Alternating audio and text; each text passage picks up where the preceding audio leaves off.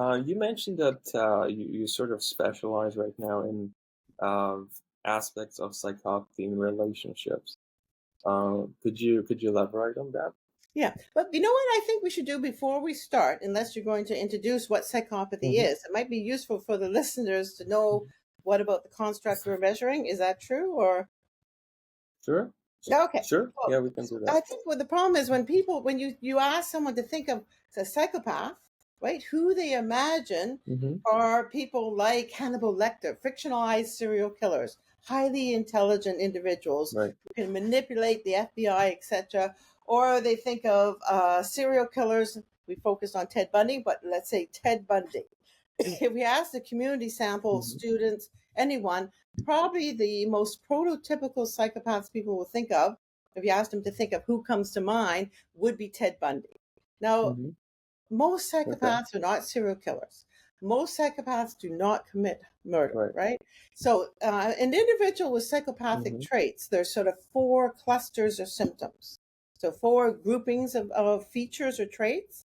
They're interpersonal Hmm. traits like superficially charming, right? Grandiose, Hmm. manipulative. So that would be the interpersonal traits. There's the affective or emotional traits, things like lack of remorse, lack of empathy, which we've already talked about Hmm. for others, shallow emotions. Again, we've mentioned that trait as well. There's also the Right. lifestyle or behavioral traits. They're very impulsive. They're risk taking. They're irresponsible, and there's some more Hmm. antisocial traits. They engage in problematic behaviors very early on, and it persists, and they're very Hmm. diverse in their antisocial behavior. So that's the cluster of traits, and that you might think, oh no, I have one of those traits. That's okay. It's to be Hmm. labeled or to have problematic behaviors. You tend to score high on most of those traits. Okay, so that's what Right. we mean by someone with psychopathic traits. And it's on a Hmm. continuum or a dimension. I think you use the word spectrum, but it's a continuum. Right. Someone may have mild number of these traits, moderate number, or severe. And not all psychopaths have all these traits, so they vary. There are different types, in other words, of psychopaths. Okay, so you asked me where am Right. I, what about research right now? So in the last, I'd Hmm. say most of my career, I've studied individuals with psychopathic traits. And that includes adults, sex offenders, adolescent offenders. So I've looked at, sorry, the individual with these traits. But in the last, I would say about 8 or 9 years, I realized that the voices of victims have been ignored. There was no research, Right. none, looking at the other side of the coin. What about individuals who have been involved? And when I say involved, I've done research looking at, let's say you date or you get romantically involved or you marry someone with psychopathic traits within the workplace, Hmm. your boss or supervisor or your coworker has psychopathic traits. So I focused on those two Right. domains, but we're starting to do research looking at what happens if your parent has psychopathic traits or your sibling. And then what I want to know, Okay. what is the impact on you? So that's where my Okay. research is focused now. And I can tell On you the more victim. on the that. Well, and you see, Sure. we use the word victim. Now we have to be careful about our terminology. Certainly, given what they've experienced, you might want to use the word victim because there's been lots of abuse and harm they've experienced and very high rates of depression and post-traumatic stress disorder and trust issues. But Hmm. some individuals talk about how they became more resilient after being involved, and they see themselves more as Right. survivors rather than victims. Hmm. Right. Because it seems like they got tricked, especially in romantic relationships. They got tricked into the relationship, and then the psychopath uses different manipulation techniques to keep them in that state, and it usually exploits them. Right.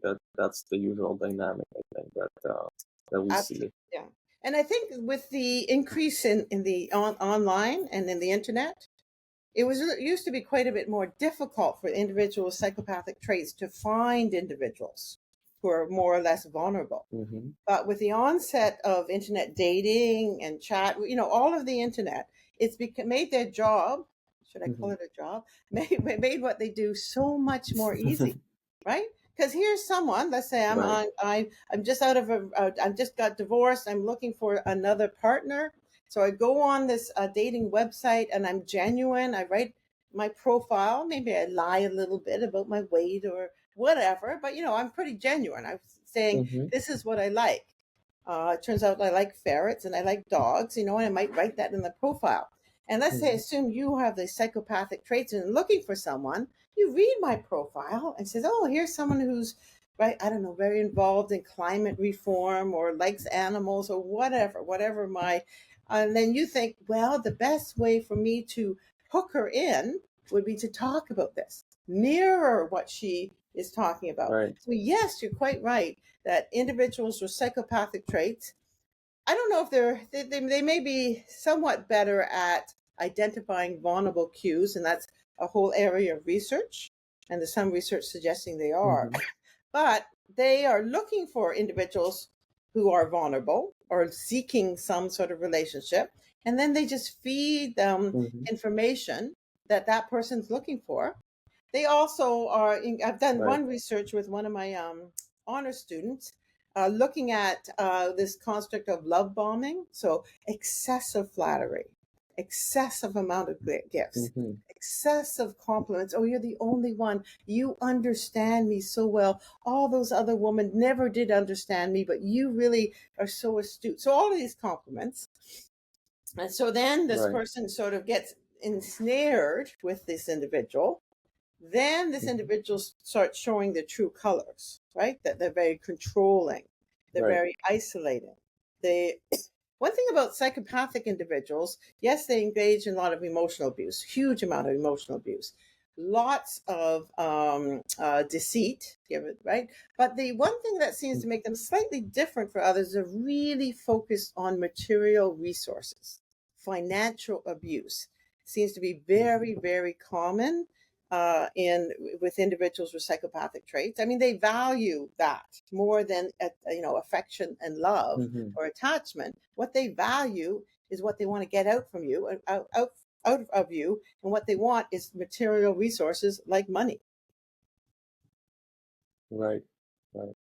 So that's usually how they abuse their victims. Usually it comes down to material things, money, Well, there's a lot of, but there's not so also much emotional, right? no. They get no. They've done 3 studies, and about 90. These are individuals who report they've been involved with someone with psychopathic traits.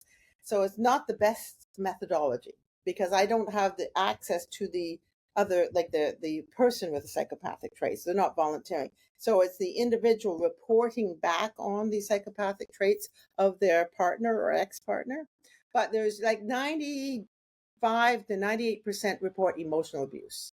Emotional abuse is extremely Okay. common. Belittling them, And and that sort of thing. Then the most common is deceit. I think that doesn't. Then it's mhm. financial abuse. About 70 to So 75 the percent. emotional okay. So the emotional abuse, is it just for the sake of sort of sadistic abuse? Like they just enjoy hurting emotionally their victim or their partner? Or an um is it an outcome of something else? Like they just completely don't care about the other person, and then as a result, they sort of abuse them emotionally. So is that sadistic, or is it just a sort of like a side effect of something else? Yeah, I think that for some individuals, it's sadistic for sure.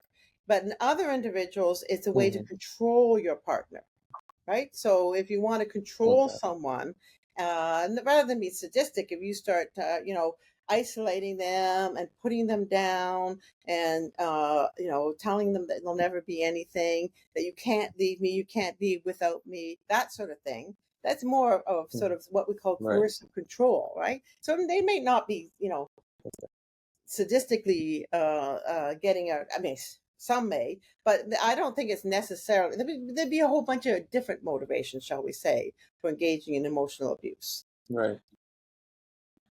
Um, Right. I've also That's looked at interesting. red flags. I know you mentioned red flag. Do you want me to talk about the red flag stuff now, or? Yeah, Sure. yeah, that Yeah. would be Well, great. I asked. So I've done Yeah, a very let's large talk scale. about red flag. Okay, red flags. So I've asked a large group of individuals who are involved in an intimate partner, whether or not, looking back on what their relationship, were there any red flags, right? In the hopes to maybe help. Mm-hmm. So in about 20%, they said no, there was nothing. They had no clue this was going to be such a horrific relationship. No clue. But then certainly the most common was how evasive the person was. So when you're meeting someone for the first time, you might ask them about, their family history, their jobs they had, what school did they, just general information that you'd want to know. But these individuals said that this person simply would not answer those questions. They kept asking them questions. Oh, what about you? Tell me about you. Tell me about you. So trying to gain information from them and not answering. So how evasive they were and elusive they were in answering questions.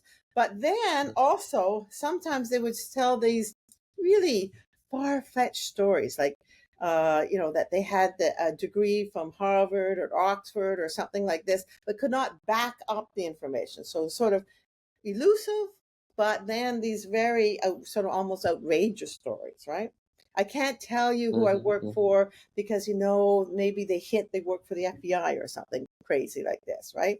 I'm in a Secret Service type. Right. There's no evidence that they really were, right? So they just make up these stories. So that was one. The other one that came to mind, or what they talked about, is how arrogant and dominant the person was.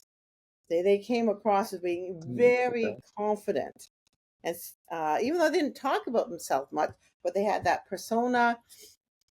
And I already mentioned that they were overly attentive and lots of flattery. And the last one I'll mention was they were also quite aggressive and short-tempered. So this person mentioned how they had their first dinner at this really fancy restaurant, and they were chatting about things. And then the waiter came up and was serving some food, and accidentally spilled the glass of water. And the psychopathic individual just went into this rage towards this poor waiter. And this person who was on the date felt so embarrassed and uncomfortable that this seemed like such a trivial, event, and there was so much anger. Another person talked about how they were driving somewhere with this person and someone cut them off or didn't signal or something. Again, this very strong outburst of anger that she said, I should have realized something was not right, but I just, I wrote it off. There seemed to be a whole bunch of other positive features. I'm going to just mention one more example, and then we can move on. Is, I do dogs a lot. And this the oldest person who participated in our survey was 71 years old. So there was everyone from age of 18 to 71. And what she mentioned, which I found intriguing, was this was way back, she's 71, so we're talking many, many years ago. When she was 18, when she went on a date, the person who was going to date her had to come to her house, and her parents had to sort of interview the fellow to make sure he was safe for their daughter to go out with. And she said this guy came to the door, and she opened the door. She invited this guy in. She was 18 years old. I assume he's around the same age.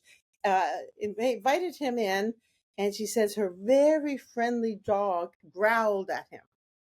Took immediately dislike to this guy. He came in, sat in the living room sofa, and her parents were totally charmed by this individual, thought he was wonderful. So she went on the date, and it turned out things went horribly poorly for her. And her last comment was, I should have believed my dog. He got the accurate read on this. So animals seem to... Yeah, who knows? Right, so animals have a sixth sense when it comes to people.